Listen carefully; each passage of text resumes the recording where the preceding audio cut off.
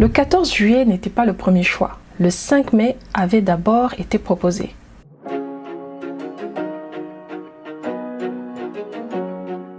Bien le bonjour les cultivés. Bienvenue sur Savoir Quotidien. Aujourd'hui est célébré comme chaque année le 14 juillet, fête nationale de la France. C'est le bon timing pour se pencher sur ce sujet.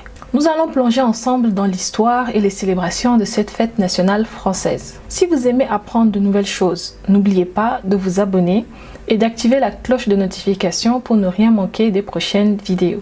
Le 14 juillet est célébré en France en tant que fête nationale. Mais savez-vous pourquoi cette date a été choisie? Elle commémore la prise de la Bastille le 14 juillet 1789, un événement marquant du début de la Révolution française. Ce jour-là, les Parisiens ont pris d'assaut cette forteresse, symbole de l'arbitraire royal. Pour ceux qui ne le savent pas, le 14 juillet est également une commémoration de la fête de la Fédération qui a lieu exactement un an plus tard, en 1790, pour célébrer l'unité du peuple français.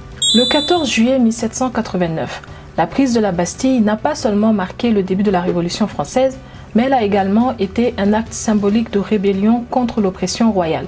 Ce que beaucoup ignorent, c'est que la Bastille ne contenait que 7 prisonniers à l'époque. Cette forteresse était célèbre pour détenir des prisonniers politiques par le passé.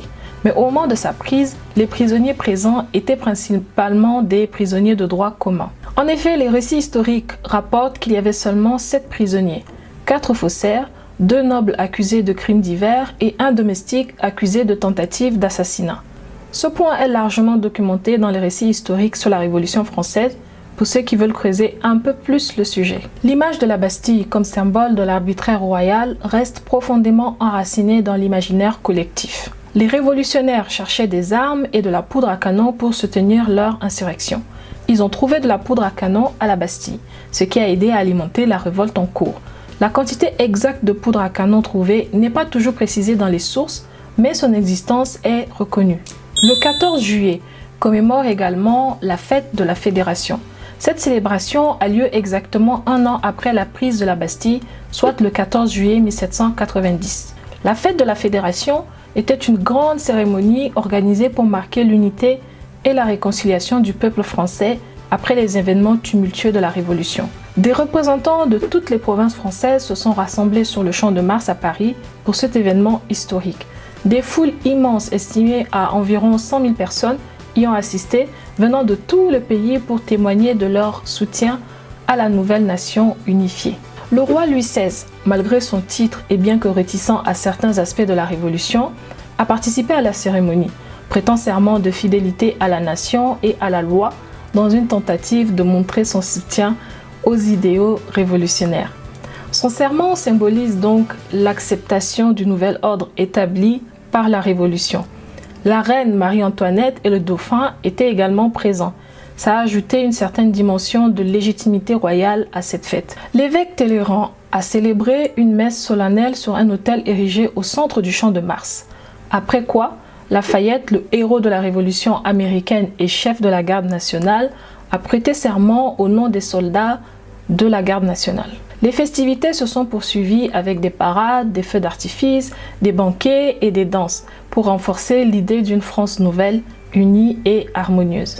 La fête de la Fédération symbolise ainsi l'esprit de solidarité et de patriotisme qui a émergé pendant la Révolution française. En commémorant à la fois la prise de la Bastille et la fête de la Fédération, le 14 juillet représente une double célébration de la liberté et de l'unité nationale pour la France. Petite parenthèse pour vous expliquer qui est Lafayette, celui qui a prêté serment au nom des soldats de la garde royale.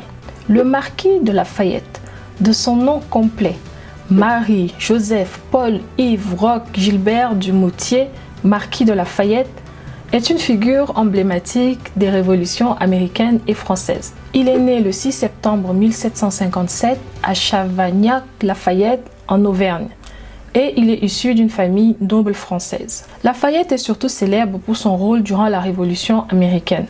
En 1777, à l'âge de 19 ans, il part volontairement pour l'Amérique afin de soutenir les colonies dans leur lutte pour l'indépendance contre la Grande-Bretagne. Il rejoint donc l'armée continentale sous le commandement de George Washington. Lafayette participe à plusieurs batailles cruciales, notamment celles de Brandywine et de Yorktown. Sa bravoure et son leadership lui valent une grande admiration de la part des Américains. Il est promu au rang de major général et devient un proche allié de George Washington. Après la guerre, Lafayette retourne en France, où il est accueilli en héros. Son expérience en Amérique influence profondément ses vues politiques, notamment son soutien aux idéaux de liberté et de démocratie. Avec le début de la Révolution française en 1789, Lafayette devient une figure clé. Il est nommé commandant de la Garde nationale de Paris, une force de citoyens armés créée pour maintenir l'ordre et protéger la Révolution. Il prône une monarchie constitutionnelle et essaye de modérer les excès révolutionnaires tout en soutenant les principes de liberté et d'égalité. Le 14 juillet 1790, lors de la fête de la Fédération, Lafayette prête serment de fidélité à la nation au nom des soldats de la Garde nationale. Son rôle lors de cette cérémonie symbolise son engagement envers l'unité et la réconciliation nationale. Lafayette est considéré comme un pont entre les révolutions américaines et françaises. Son soutien aux idéaux de liberté, d'égalité et de fraternité en fait une figure universelle de la lutte pour la justice et les droits de l'homme. Il reste un symbole de l'amitié franco-américaine et de l'engagement pour la liberté. Le 14 juillet n'est devenu officiellement la fête nationale française qu'en 1980. C'est à cette époque que la Troisième République a voulu instaurer une célébration qui reflète les valeurs républicaines de liberté, égalité et fraternité. Le choix du 14 juillet comme date officielle a été controversé et débattu. Certains parlementaires préféraient la date du 5 mai, anniversaire de l'ouverture des États généraux en 1789. Finalement, le 14 juillet a été choisi pour son double symbole, la prise de la Bastille et la fête de la Fédération. Les célébrations du 14 juillet sont variées. Le défilé militaire sur les Champs-Élysées à Paris est l'un des moments forts de la journée. Ce défilé qui rassemble les forces armées françaises est suivi par des millions de personnes à la télévision. D'ailleurs, je fais souvent partie de ces spectateurs. Le premier défilé militaire du 14 juillet a eu lieu en 1880, l'année même où le 14 juillet a été déclaré fête nationale. En plus du défilé, des bals populaires et des feux d'artifice ont animé les villes et villages de France, rassemblant les citoyens pour une nuit de célébration. Le défilé militaire du 14 juillet sur les Champs-Élysées est une tradition qui attire l'attention du monde entier.